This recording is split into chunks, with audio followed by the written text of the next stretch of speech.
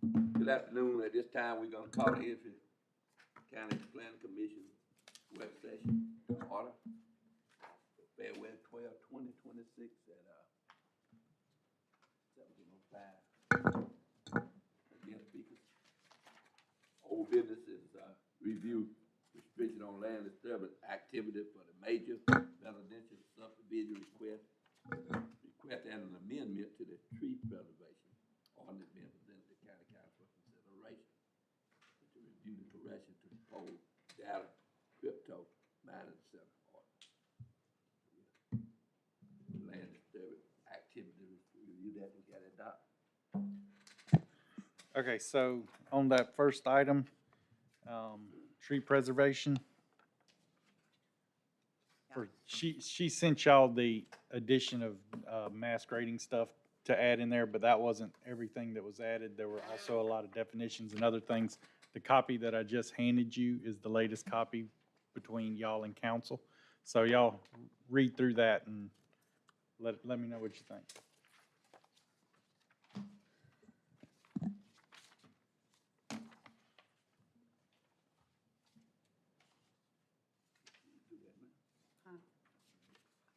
Yeah, I'd like to.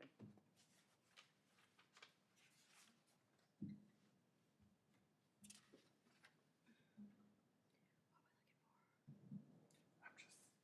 catching up.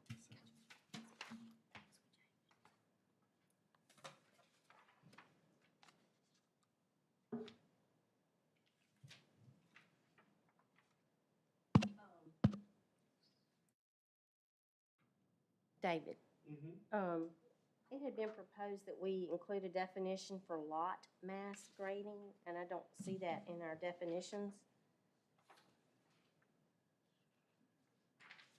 It is under mass grading, and then in italics, it specifies lot right mass there. grading within that definition. Okay, I Yes, was ma'am. looking for another numeric definition.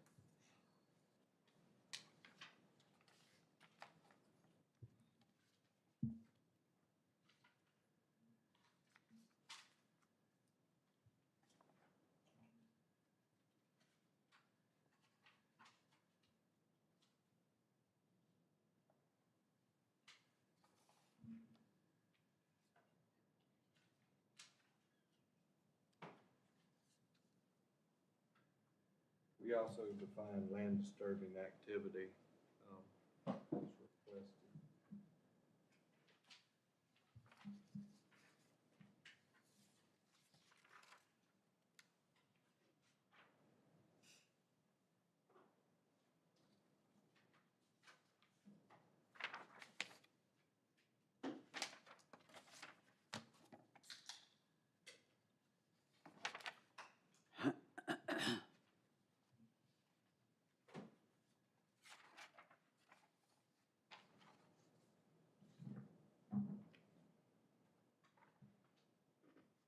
Is there a reason why the full definition that was proposed for land disturbing activity wasn't included in the definition?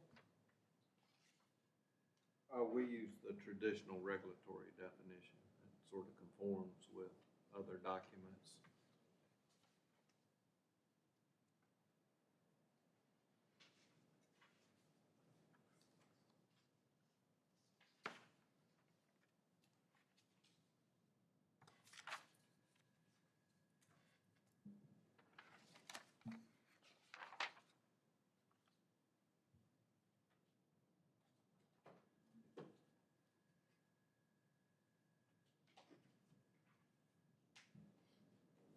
We sort of keep in mind that at some point we may be delegated by DES to enforce stormwater regulations ourselves, so sort of wanted to keep everything in compliance with DEC type language or DES type language.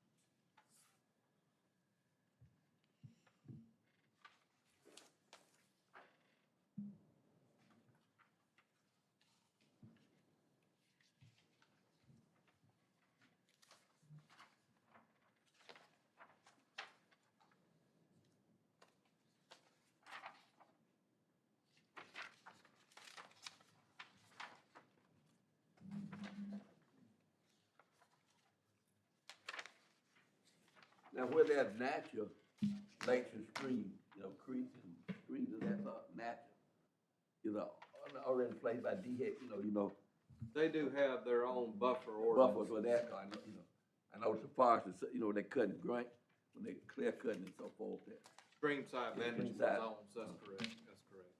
And they have rules for that, but that would apply to the tree density requirements within this ordinance. So complying with the DES or the forestry BMP rules, that would lend itself to the density requirement. that's the only way those screens to keep that natural state, That's right. once you start disturbing it.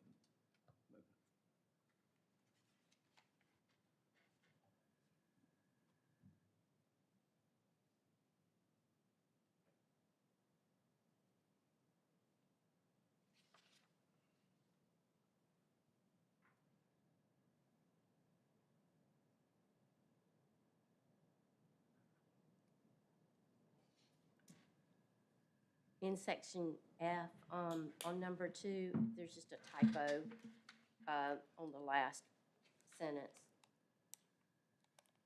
Mass is spelled with one S instead of 2.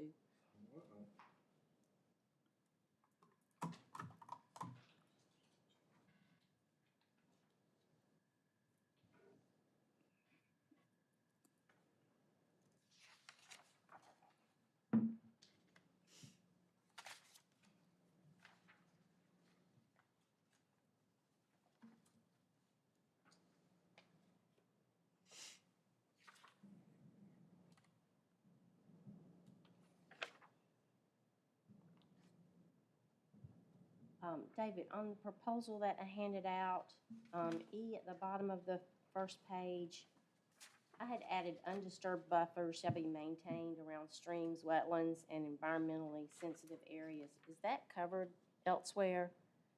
That is covered by DES specific requirements. And their requirements do allow for, I think, diseased, dead, dying or invasive trees to be removed. But generally, they have to remain intact, and the buffers, depending on the classification of strain, get larger. Okay, so DES regulates that They for do, us? they do.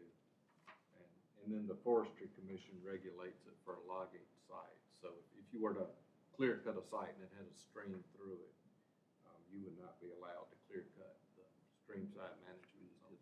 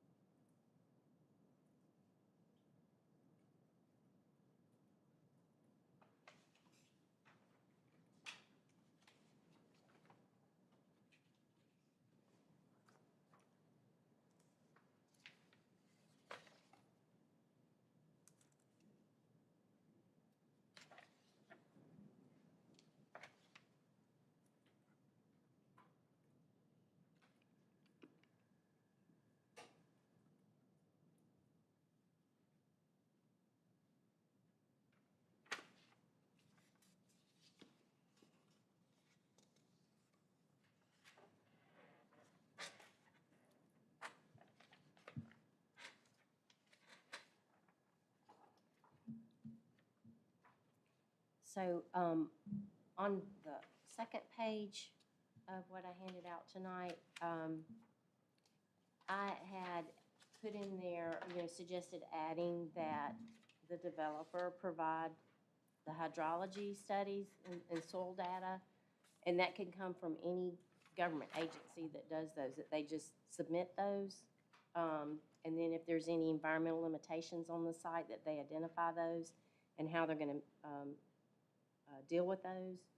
Do we have that anywhere else in our ordinances on development?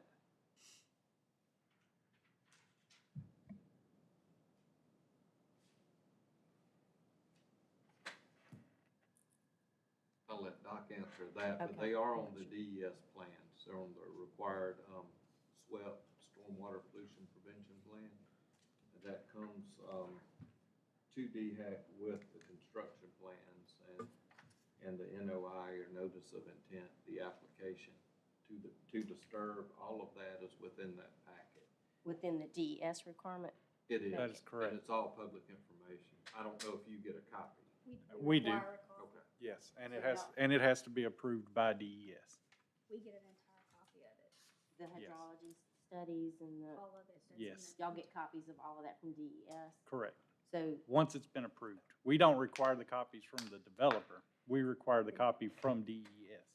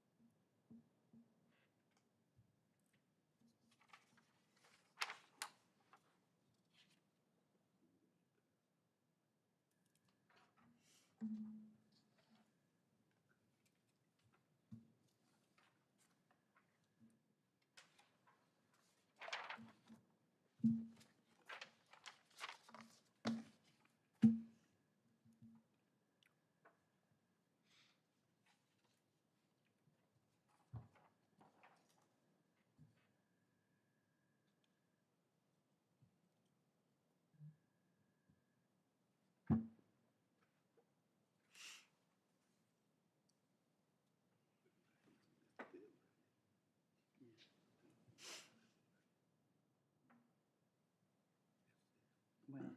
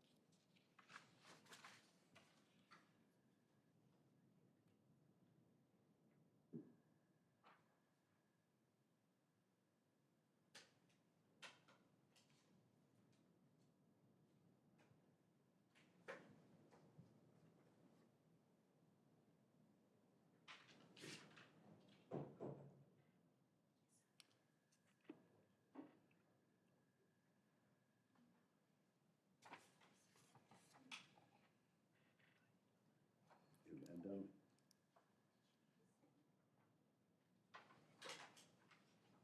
Lisa, you done? that's Tracy. yeah, I'm sorry, I'm just double checking some language.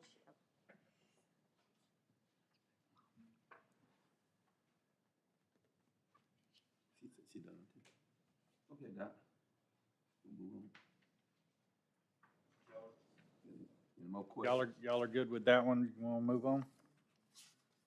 All right, so the next one is review corrections for data center and crypto mining. Y'all have it in your packet. Changes are highlighted in yellow.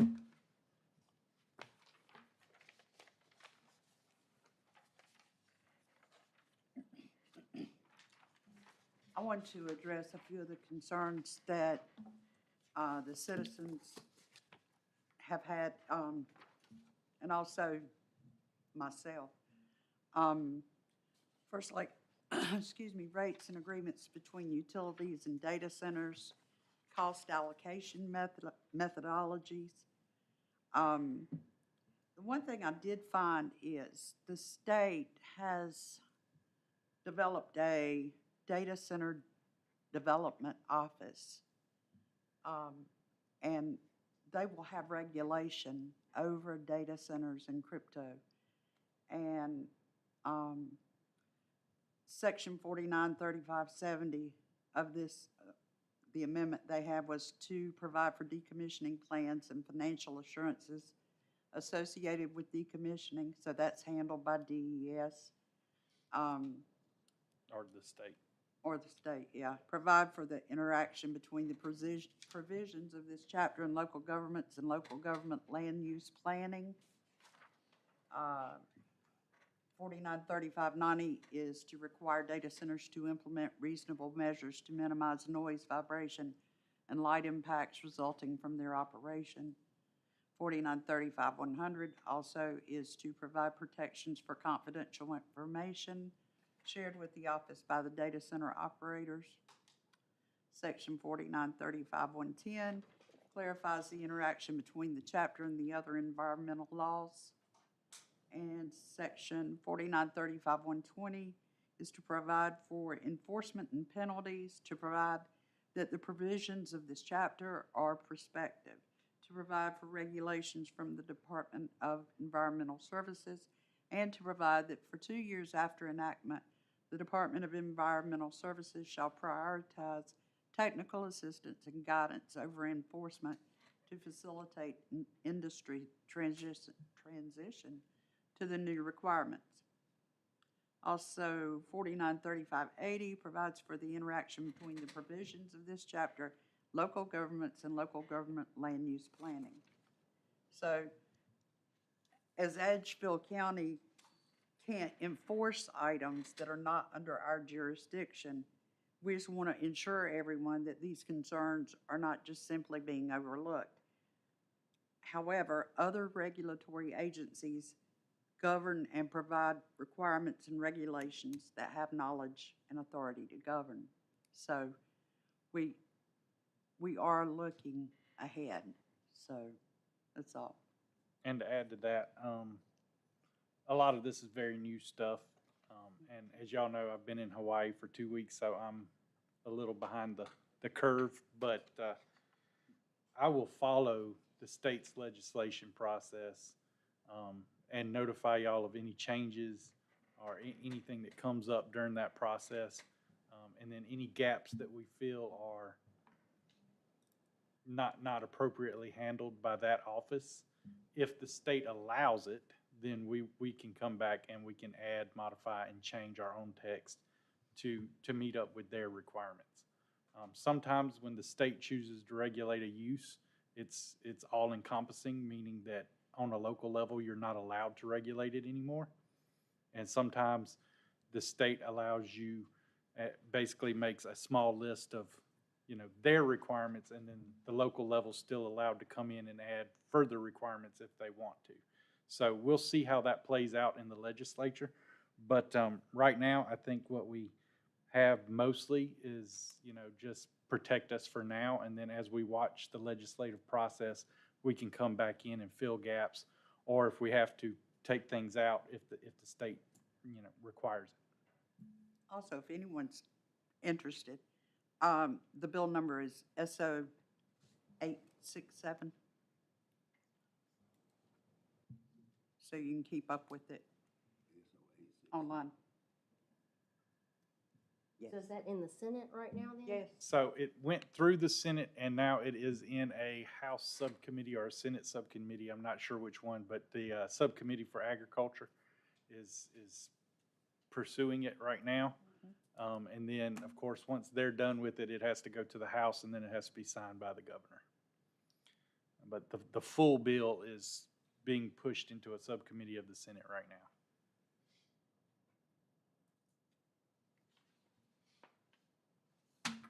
Are we waiting on that bill before we finalize our? No, so we can go ahead and pass ours, and if there becomes a conflict in the future, then we'll just have to go back and change it. But there's no on the state side, it can take months for something to go through the Senate, then more months for it to go through the House, and then if they decide they want to make changes, it has to go back through the Senate, and I'm sure you are all aware of how that works. And then the governor can turn around and veto it, and it has to start all over again. So that process can be lengthy. My recommendation is go ahead and get what we want in place, and then if it conflicts in the future or something comes up where we have to change it, we'll go back, fill in gaps or delete stuff as needed according to what gets passed. Because right now, we don't know what's ultimately going to be passed. I mean, we can read the bill that they have before them, but that could change a dozen times between now and then. Well, I think we need to have it as tight as we possibly can. Yeah. With no loopholes that we overlook.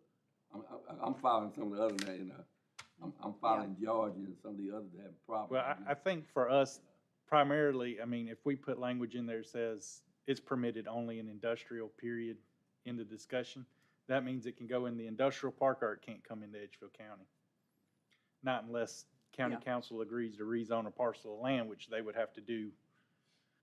They'd have to rezone an area. They can't rezone for the financial benefit of a single organization, so, Which is the point. Which will also, though, is what happened in Richmond County where they rezoned an area just to put a data center in. Right, well, And then everybody went berserk. yeah. It was Well, you're pitiful. not supposed to zone for the financial benefit of Right. a single individual.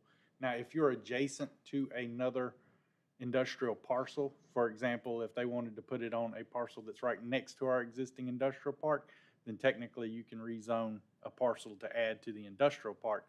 But, if you're out in the middle of, residential development zoning, you can't just pick a parcel and say, I'm turning that into industrial. That's called spot zoning. It's illegal. I just wanted to say that there's one interesting thing in the legislation, and that is that they may push the ability to place data centers in brownfields. And a brownfield is, a contaminated area where there was a factory or a plant or something of that nature. So we may want to consider allowing that area, any brownfield area to accommodate a data center. It's just a thought. Do we have any brownfield areas? So we do have one that's already zoned industrial. It's right there next to Star Road. You take a left on Star Road, it's the old plant on the right-hand side. Right. It's a heavily contaminated brownfield. I don't know that even a data center would be allowed there since it's toxic. But they did just finish DES just finished a huge mitigation project out there where they took up a whole bunch of dirt and cycled it, cleaned it, put it back. But the test wells out there still test pretty high for those chemicals. So that is a huge brownfield in Edgefield County, and it's already zoned industrial. So again, that industrial zoning requirement would apply to that too, even if it was possible. The only other brownfield that I know of is in the city of Johnston. It's the old mill over there by the railroad tracks. I don't know what Johnston's zoning is off the top of my head, but of course it's in the city limits, so it's irrelevant to us anyway. And what, I'm sorry, I can't remember. Do we have a distance from residential area proposed? Yes, in how much is it? 1,000 feet from 1,000 a feet. resident, any resident. And I didn't, originally the language said 1,000 feet from a residential zone, but I did not feel that, I mean, we have a lot of different zoning categories in the county that allow residential that are not, like our general commercial allows for residential. So I didn't want it phrased that way because you're 1,000 feet from residential zoning, well, you could still be right next door to somebody's house that way. So I changed it and put 1,000 feet from a single or multifamily dwelling. Okay. That way, you have to be 1,000 feet even if it's a house that's in the middle of a commercial district. You still have to make that 1,000 feet. You said we could have something more restrictive than what So the state that agency? depends on how the state chooses to do it. If the state sets up their own regulatory body and they determine that that body is going to be the sole regulator on it, then of course that takes the power out of county level. But sometimes the state, when they regulate a use, they only set up a set of basic rules, and then the county can come in and be more restrictive, but not less restrictive. So right now, I don't think you need to focus on that, because even if it turns out that our ordinance becomes in conflict with them, we will have time to go back and adjust it and change it, if we need to. But until we know exactly what they're gonna do, I wouldn't suggest that we change our plans. You just go ahead, put what you think needs to be in place, and then if there comes a conflict in the future, we'll go back and change it. So, do you know, does DEF currently have any regulations on stormwater runoff, like toxic stormwater runoff, and a requirement that it's filtered until that stormwater's run off somewhere? I don't or- think stormwater is considered toxic as a No, normal. well, the data center ones can become toxic, and if it's above a certain temperature, it can negatively affect wetlands around it if it goes in at a higher temperature than it should be. And that affects wildlife that might be living in those. Well, I can say two things, and I'll let David answer that from a DES, since he worked for DHEC. I'll let him address some of that. But even if that's a concern, we don't regulate it. But if it's more restrictive, then. I'm not an environmental scientist. I can't go out there and test the water to determine if it's toxic or I not. will tell you, Somebody else has to do that. That's what I'm saying. Non-contact cooling water, if it's gonna have an elevated temperature, becomes wastewater, it does require an NPDES permit. So DHEC does regulate that, and they will regulate that. And to your point earlier, in the earlier form of legislation, I saw they proposed an office within DES regulating data centers. So it would be the environmental department of the state who would be in charge of this. So yes, that would be regulated. Any alteration to stormwater that would introduce contaminants, it automatically becomes wastewater. And so they would also regulate if they release water that they've used for cooling, and if it's, for whatever reason, that water's released, which we're gonna require a closed loop system. But if they're like rinsing, draining that system for some reason, and that water's a certain temperature, you think they're gonna have a regulation in place where if they release heated water? It would probably be an NPDES general permit, but it would have parameters they would have to go by. You expect DES to have that, or do you know if they have that in place already, or you think that'll be something they'll add? They have permits for things like drinking water plant, backwash water, and things of that nature. So if they don't, it wouldn't be that much of a challenge for them to regulate it. But it would be outside of the stormwater realm. That would be an actual discharge. Oh, yeah, So that would be a waste discharge. the waste discharge, right. Right. So DES we would expect them to regulate They that. would regulate it, They- yes. So water that's a higher temperature than. Wouldn't that fall under remember the section where, what is it called? They have to have a licensed company come to collect that? Well, I think currently, before these regulations get passed, like if there was one built today and they were started to discharge, they would be treated just like the Water and Sewer Authority is charged for discharge. It would have to meet the EPA and state standards. You know, the water basically has to be cleaner than the water, body of water the water came out of. So, like our Water and Sewer Authority, the water they discharge from our sewer system is cleaner than the water that goes into the intake on the Savannah River. So it's actually cleaner than natural water. Well, Not- your assumption is So that it would be they would have to meet the discharged same to the requirement. environment. But if it's in an industrial area, it would likely be discharged into the sewer system. Okay. So it would already be regulated and treated and go to a regulated treatment plant. In this case, Horse Creek in Aiken. I think I was trying to come up with the word recycle. There's a recycle section in there that dealt with water and refuse. So, there you go. Senior moments come quicker nowadays. Yeah, I would assume that any discharge from a cooling system will be considered wastewater and treated as wastewater. So if they wanted to naturally discharge it, it would have to meet the same requirements as any other wastewater. If they wanted to try to discharge it into a local stream or something like that, then of course they would have to meet the same standards as the Water and Sewer Department, which are quite strict. If it was considered stormwater, then I would assume that this body would have to come up with, you know, specific regulations for that specific use. My basic concern is the size, the noise, and the interference. Those are my three concerns. Well, the size is You know, gonna be my what basic- type And I don't tier? want, you know, you see what Columbia County, that big deal they got over there now, I think that'd be too large and if that close, within even 1,000 feet of Avery. Does- Well, and the ordinance that we drafted already covers those items.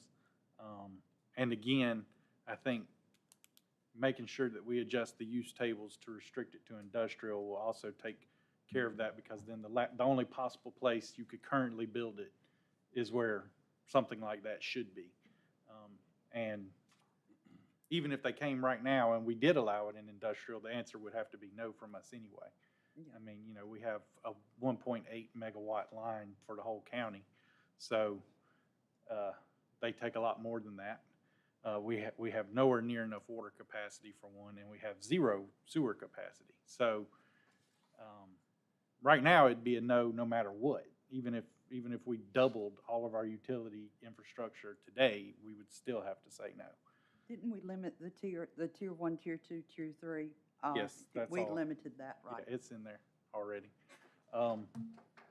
But if one was to be built, the industrial park is where you would want it anyway. Are there any residential houses within 1,000 feet of the industrial park? No, and we will not allow any to be built within 1,000 feet either. See, that was my major concern, because you know, we got high technology. And I've seen it through my lifetime, and you get interference from all this high technology that affects private, you know, as it grows, it affects private people's, your communication and all this, so we need to look ahead on stuff like that. That's why I like to keep it out where, you know. Well, the thing about an That means, actual you know, industrial I look park, outside the box. I'm thinking about, 25 or 30 years from now. And technology has gone in my lifetime so fast in dealing with it, and dealing with interference and stuff that comes from it. It's getting to be ahead. 30 years from now, data centers will be in space. Yeah. Well, we was at that then, but I'm just But- saying we can put that, you know. But Going on Mars. the key thing about a actual industrial park is, you remember, they have to be vetted.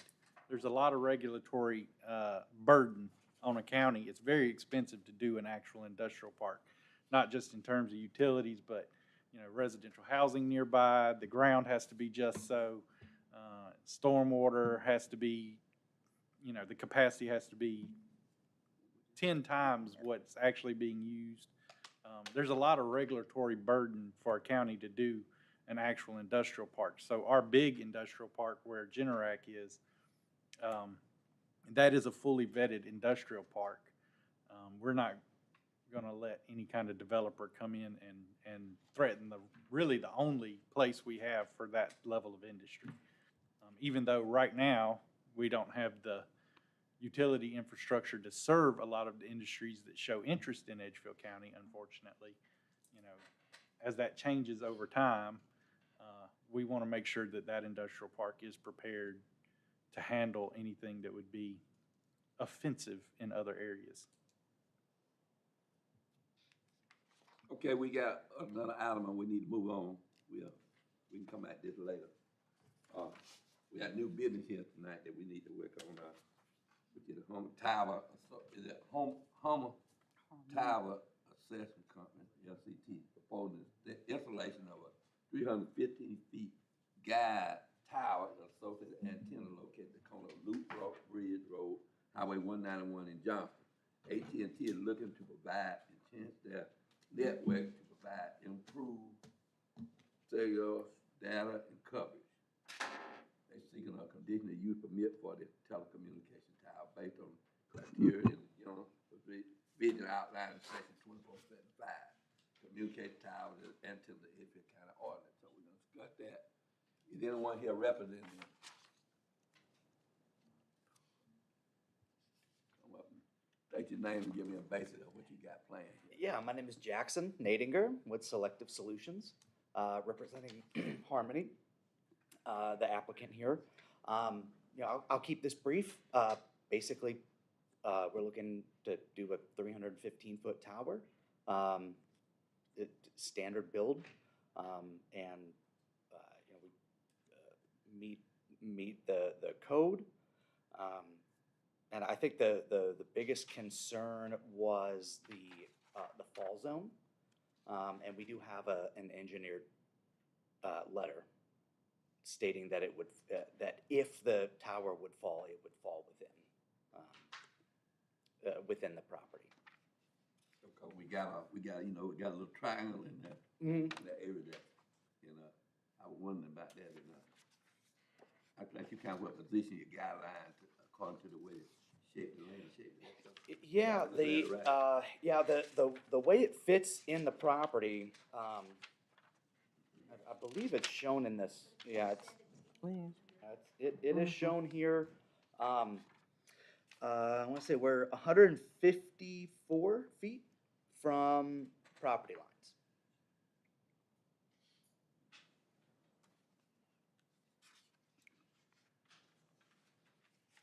And that's for the tower itself. So otherwise, if the tower fell, it wouldn't affect the Franklin property over there, wouldn't it? It's 315 feet, 315 feet. Mhm. How did 15 feet end up, I'm trying to figure that Yeah, out. that's above my pay grade. I don't know. I don't know how they come up with that number. It's what they need to meet their coverage objective. So you representing the company that installing the tower, the owner of the tower, Correct. the land, who owns the land? It's gonna be leased, or it's gonna be purchased? Yeah, the property owner is it's Stone Mountain LLC, I want to say. Out of Missouri.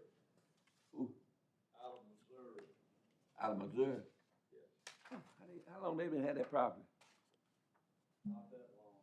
I'm surprised it's so, this was an old landmark, Century School. It finally got destroyed. Y'all probably might not remember it, but it's back in the day.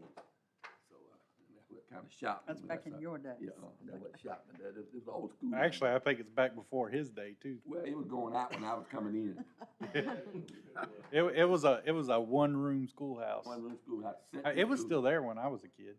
Yeah, it went out of service along by the time I started. I started out of those type of schools. I mean, it was dilapidated when I was a child, but the building was physically still on the property back then. All right, this paper now, let it go, gonna be tower.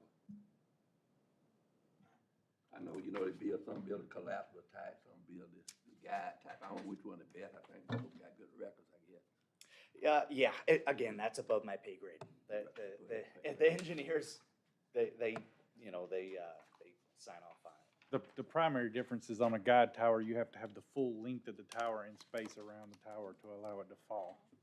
So kind of like, we have a 540-foot one that the county owns over on Star Road, and that's why so little is allowed around it, because you basically, it won't fold, it falls over.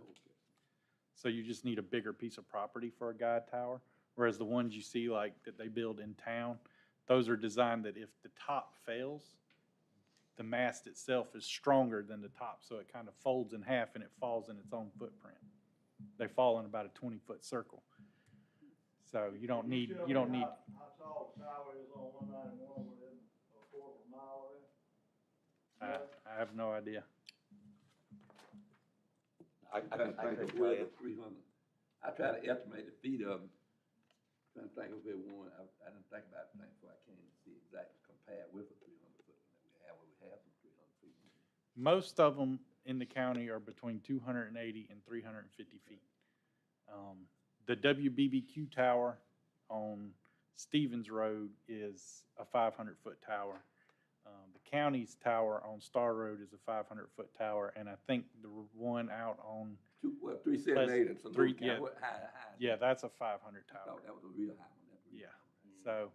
So, generally speaking, cell phone companies don't want 500 foot. That's back from the days before 4G.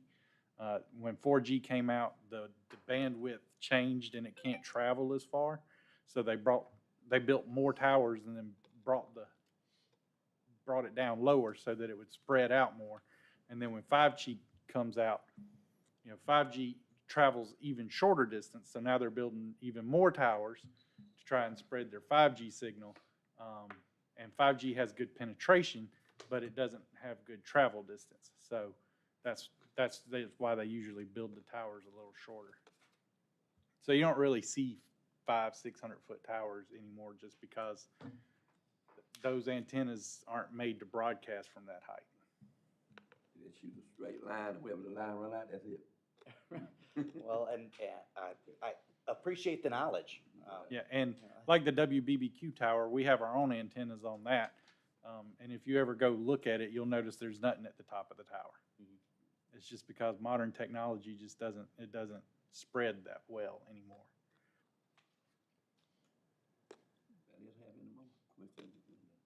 Is AT&T the only provider that can use the tower, or will other providers be able to use it as well? Yeah, for other others things? others can use it. Okay. AT&T is the anchor tenant, and then a few years down the line, T-Mobile, Dish, Boost Mobile, they can all. And as you know, we also require an anchor point, that can be reserved for the county's Mhm. emergency systems if necessary. So they're usually 3 sets of 3 anchor points on most towers, but some towers are designed a little different depending on the weight of the antennas that are going on there. But there's always multiple anchor points for different carriers to rent. But AT&T is basically the one that's getting it started, and they're going to be the first people to hold a long-term lease on the tower. That's all it means by AT&T. The tower company is a separate company, and they will lease to, whoever wants to lease space on it. What are the buildings across the street? That lot across the street from it on Highway 191? It's a home over there. Home in there. That's somebody's home? That's a home, the home that. Home and 2 barns, I think. And have they been notified of this tower going up? Everybody within a 500 feet radius have received a letter.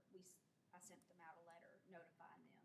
Have you gotten any response? I just had one lady call and ask who was building it and, and just basic questions, and she said, okay.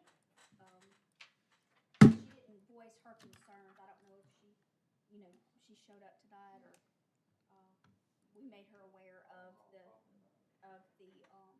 Public the hearing? work session and the public hearing. So the fact that she could write us in any kind of statements or concerns, and we would read them if she couldn't make it.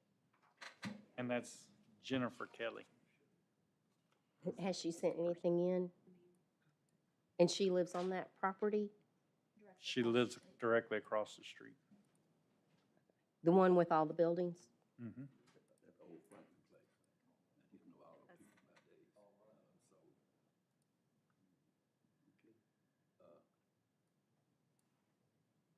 I don't have any more. Anybody have any more questions?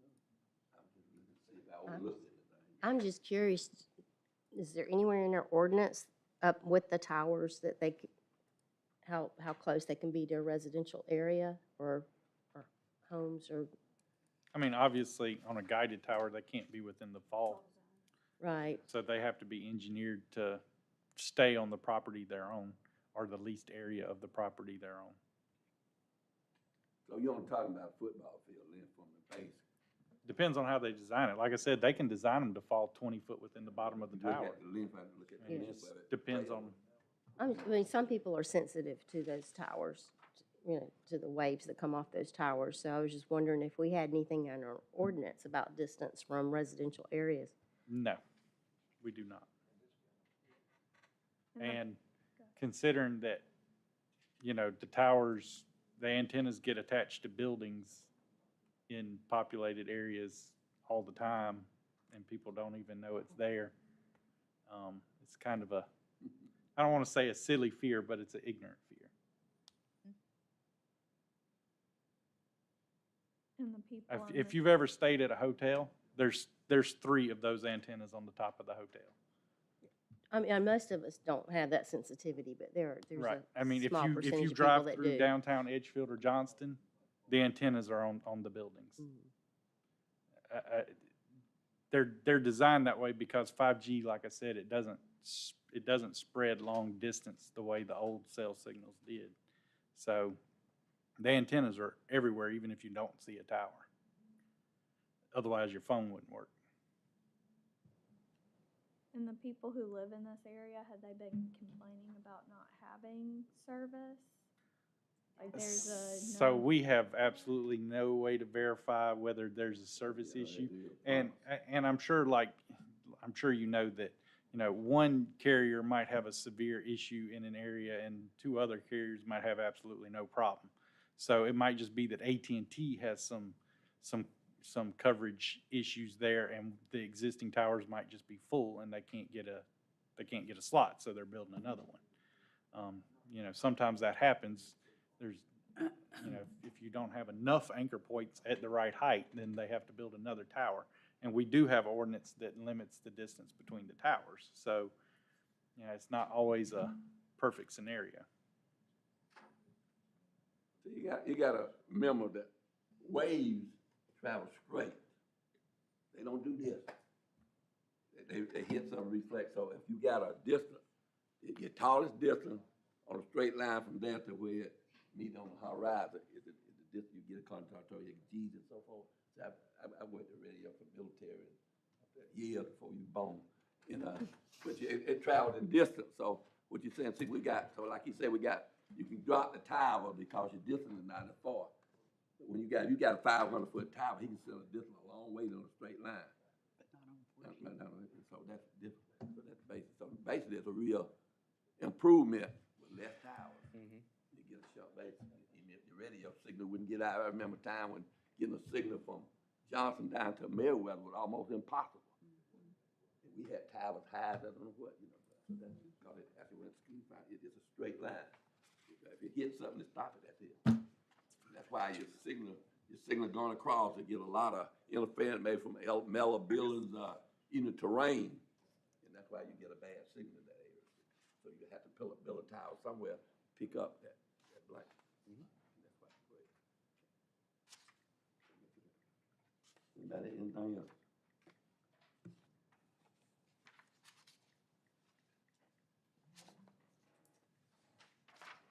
Okay, well, appreciate it. Yes, sir. Yeah, We thank you. discussed in our regular meeting and after this at 6 o'clock. So you sit right over here. What you got coming? That's all we have on that, isn't it? Now, we were taking a adjournment for about 8 minutes and we'll come back to our regular meeting. That's all. Is that? All mine is clear?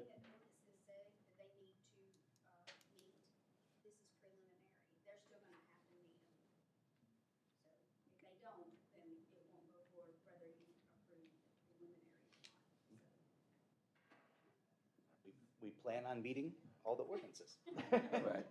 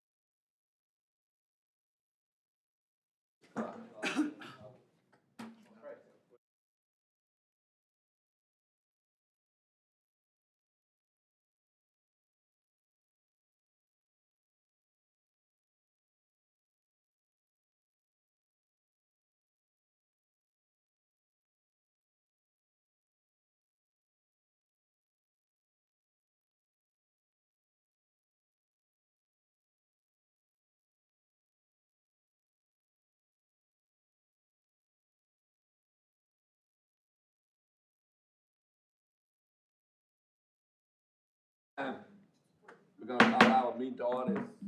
1809 hours here. Edgefield County Council. Planning Commission, I'm sorry, I'm not moving up.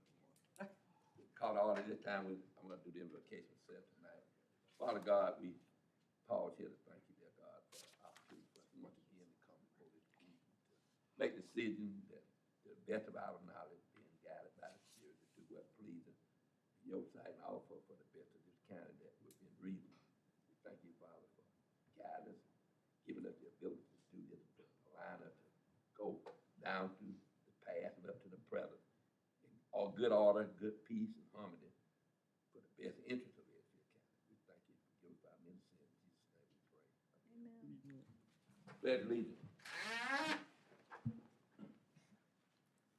I pledge allegiance Of to the United States of America and to the republic for which it stands, one nation, under God, indivisible, with liberty and justice for all.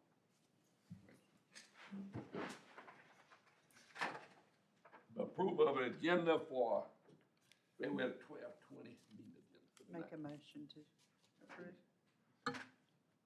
Second. Motion second, approving, all in favor, raise your right hand.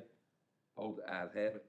Approval of the minute for December 11th work session. Motion, Make a motion, we approve. second, Second. all in favor, right hand. Approval for December 11th minutes meeting. Make a motion, we approve.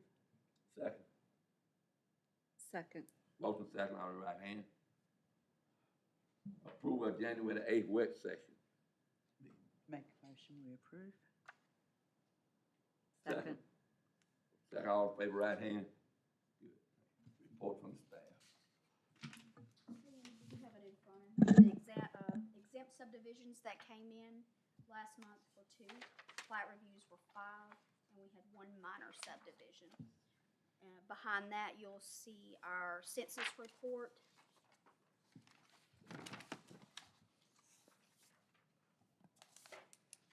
Y'all have any questions about the census report or?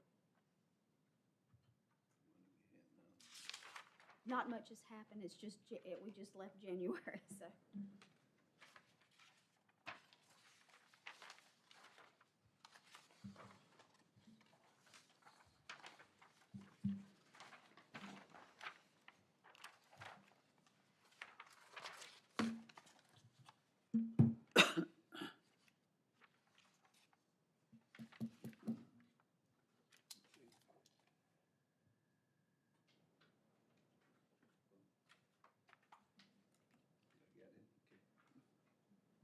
We have no guest speakers.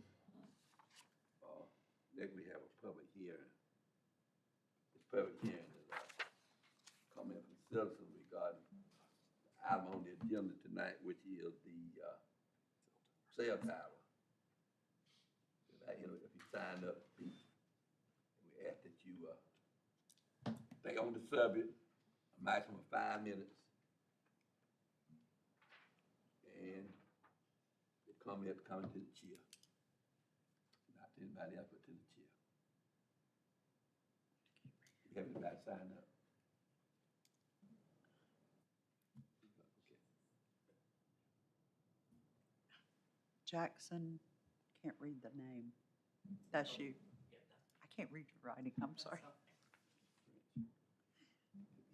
guess you have, yeah, he's the applicant, so you Yeah. have to worry about it. The next 2 are about the tree ordinance, and that's not the, That's not on the agenda. okay. Lewis, I can't read the last name either. Oh, Oh, okay, sorry. Is this on the cell tower? cell tower, yes. Okay. Come on up. I thought I recognized you. I hadn't seen you I so long. thought that was, I don't want to make sure, I don't want to misplace you. no, we're getting on up there in age now. Both of us are Army veterans. I received notice of this, hearing, and, I have 3 properties that, surround that site. I don't have per se concern for the properties that I own, which I've got approximately 300 acres or so that I own in there. one of them's jammed up right next to it, okay. All right, my concern is, years ago, and I'll make this very brief if I can. Years ago, the first 3 cell towers that I know of that were put in the county were put out on Highway 25, and also one at Harmony, and then one on some property that my family owned, which is about a quarter of a mile away from the proposed tower. At that time, US Antenna did it, and of course they paid us lease money and whatnot, one thing and another. But one thing that we brought up, and we discussed it with them, I brought up, was that I wanted the tower to be far enough off the road that it wouldn't be any sort of distraction with anything, with the road, anything, because of the fact that that road, particularly during the spring and the summer, is highly traveled by farm implement equipment, like tractors with peach trailers on it and that kind of stuff. And those vehicles do not move that fast. And my question that I had, I just wanted to bring it up as a question. And I think Mr. Burt brought it up about the triangle. Okay, the line of sight there from being able to navigate, like if you've got your pictures that you want to take back to the right or the left or whatnot, you've got to have a good enough line of sight to be able to see, or you're going to have a lot of wrecks down there. I'm a little concerned about that. I'm also concerned about the height of the tower, just like he brought up, about if it was to fall any kind of way. That's kind of a narrow little strip there. You can say, well, it's such and such, but if you measure it across from the points that, it narrows way up. It's not as big a piece of land as you think it is because it narrows like that, because it's a triangle. And that was a concern I had. I actually, and I have no qualms about this. The land came up for a real estate company was offering it. And I put a bid in for it. And I didn't get it. I don't have any misgivings about that or sour grapes or anything like that. My deal is, I'm speaking for the farming community. I just want to make sure that it's not going to be any kind of safety factor involved there. As far as line of sight and that kind of thing, somebody would have to guarantee me or the farmers around there that would be the case. That's the only thing that I'm bringing up, and I don't have any misgivings about the fact that I missed out on buying the land. It would have joined all my land, but that's not the point. I didn't get it. It was free enterprise, so be it. But my main concern, though, is that safety issue. I'm just concerned about that, about if anybody goes down there and you actually take a look at it, how that road comes into it, you've got a narrow section there you can look. And I just, it's almost like the intersection up at Airport Road and Old Plank Road. You got a narrow line of vision there. To me, I was a little concerned about that. And the only reason I say that also is the fact that when we did our tower down there, I specifically told him I did not want it near the road. That was part of the deal. Now, I know there's one on 25 that was right up, jammed up next to the road, and actually, when they widened the road, when they put the 4-lane highway in there, they had to go up and put big old boulders up. I call them boulders, gravel going up through there. So, so if it wouldn't have erosion where the tower would fall or whatnot, if anybody rides by there, they'll see that. But I'm just, that's my major concern. I don't have a problem. Naturally, I wouldn't have a problem with a cell tower because we put one on our property. So wasn't a concern. My concern is the highway out there and the safety aspect. And really thinking about the farmers and having slow implement equipment, because that is a major peach area out there, major. I mean, if you go down 191, you can't hardly go very far and not see peach trees. You know, and so that concern I have, and I'm not even so much voicing that for myself, because I lease my land out. I'm voicing it for the farmers and also for citizens, because you know, if somebody were to have an accident out there or something, you know, it would involve somebody that either lived in the county or was going through the county or whatnot, and you know, and if they could guarantee that, that's fine. They could guarantee that it's not gonna, you know, you're gonna have clear line of sight and all like that. And the fellow up here just saying, well, he didn't know about 15 feet or whatever. Well, somebody, when they come here, should know what they're talking about with the tower. That's it. Thank you. Thanks, I appreciate that. Jason King? Is it on the cell tower?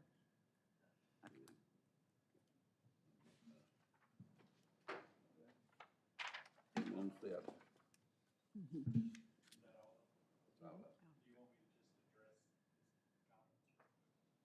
You wanna address it? I mean, I haven't really- can if you want me to. Go ahead, I put my 2 cents up, you put yours in. Okay, so the enclosed area around the tower is a 100-foot by 100-foot square.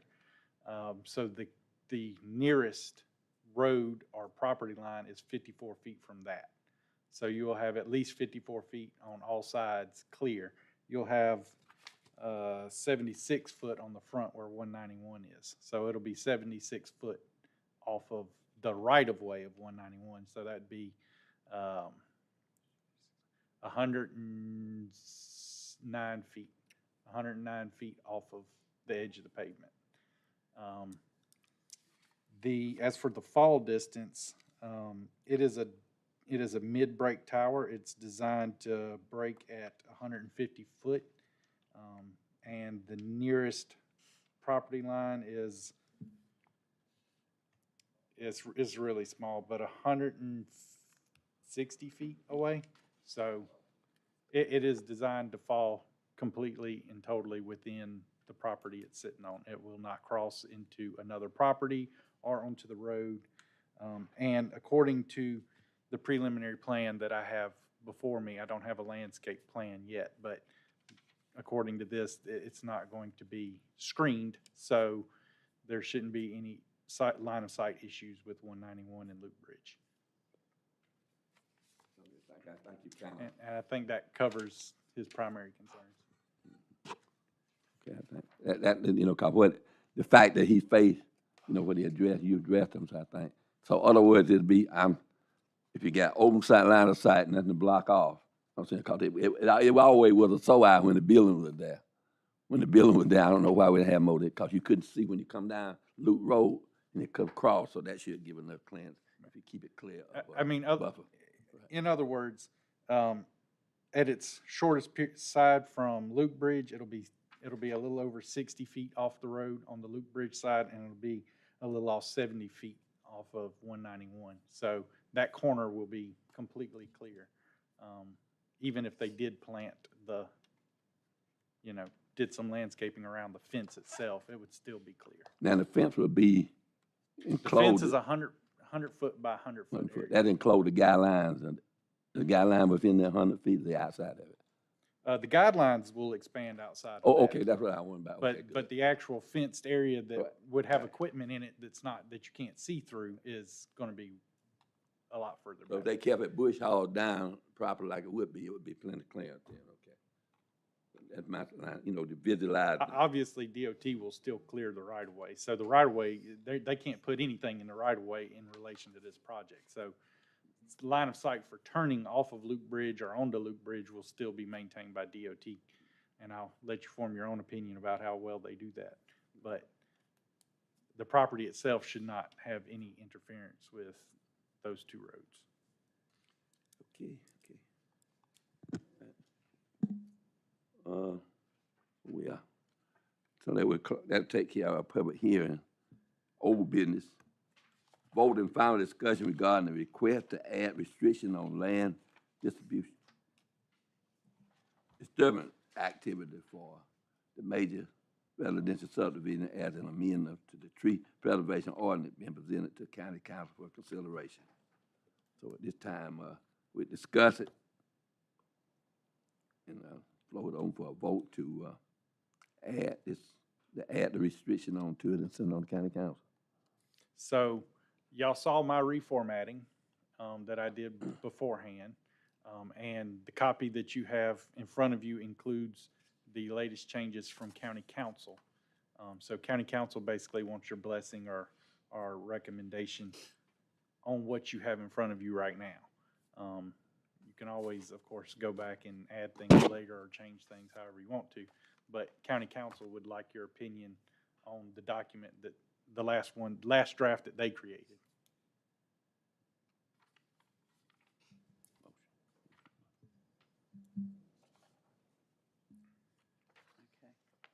Okay. make So a it would motion. be a vote to recommend approval, and then y'all work it out.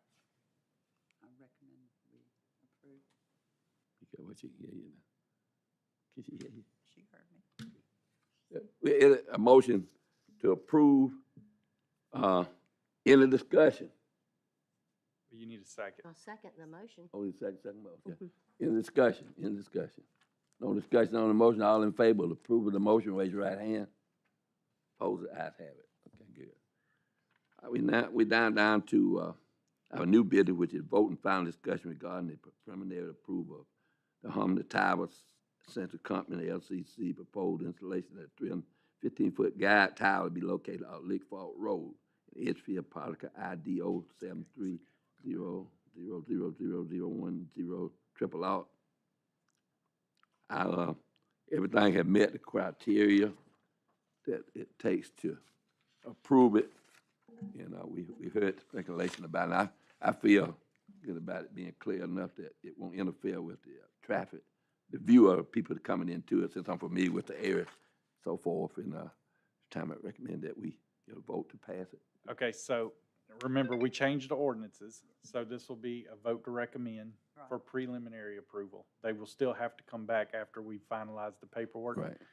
For a final approval. Mm-hmm. So this will be the first application under the new ordinance. Okay. So it'd be a motion to recommend approval of the preliminary plat Right. for The tower. Harmony Towers Asset Company LLC. I need a motion. Make a motion to recommend preliminary approval. Second. So, motion to recommend And approval second. of the preliminary plat for Harmony Towers. I just did that. Second. Any discussion? Not all in favor of the motion, raise your right hand. Hold it. That's it. Okay, so you actually skipped one of the old business items and What, need to go did I, back. I'm sorry, we Well, gotta go you- back up to the vote. That in crypto mining, and I will let April handle this one because I Okay, April, was go not ahead. part of writing it. I don't know what's on it. We just need to recommend to amend it, right? Mhm. Make, Recommend to approve the original. right, I recommend that we, okay, you're the make to money. amend the original. Now, to are you making include- any to amendments include that the we talk proposed about? Data, yeah. We didn't make any didn't amendments make any. tonight. No. No, we didn't make any tonight. As Yeah. it's presented, you're just gonna recommend approval. Mhm. So I recommend approval for, Make a motion. that's what I'm doing. In a second, Second. all in favor, right hand. Opposed, ayes have it. Okay. All right. That's all, I have. I just wanna make this comment here that, that this is to the public, those that listen, wherever they are, that, during our meetings, we have public hearings. And public hearings are designated for the items that are on the agenda. Now, in some meetings, you have open public comment area. We doesn't have that on our agenda as of now. We don't have that, what, so that means that we stay restricted to. I know people like to make comments and something like that come up, but if you're not on the agenda, if you go to the staff beforehand, it's possible that we can put an item on the agenda and so forth, but as our flow mat go right now, that if it's not an agenda item, we don't discuss it in the open And session. if y'all want to, I mean, y'all can always institute something like county council if you want to have a comment period for items not on the agenda, and you can put whatever limits you want on it. So if you wanted to have one and say, we're going to give 20 minutes for comments on items not on the agenda, I mean, you're welcome to do that. You just have to call us and let us know that you want it on the agenda. But typically and historically, we only do public comments on actual projects or legislation that will be sent to council. And then, of course, anything that goes to council, they have to have their own public hearings on it as well. So basically, that's a decision that I let the members decide on that, and we can, if we decide to do it, we can add a certain amount of time and to that point, and that be it. So think about it, then at the next meeting, we'll make a final decision on it. Okay. Motion to adjourn. Make a motion to adjourn. Second. Motion second adjourn. Meeting adjourned. Appreciate you coming.